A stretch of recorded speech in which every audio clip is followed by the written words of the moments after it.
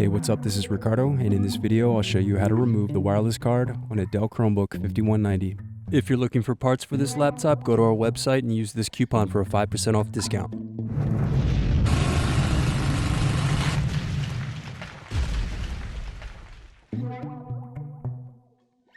First unscrew, then use fingers to pry apart bottom base.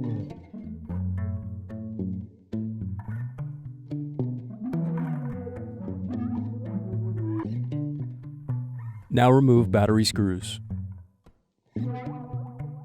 Then remove brackets and disconnect battery.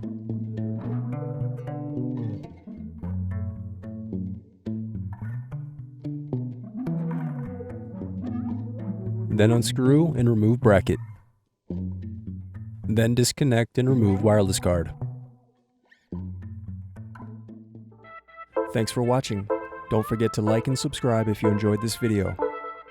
And if you need more, check out this playlist to watch other tutorials for your laptop. You can also click here to find parts for your laptop at partspeople.com.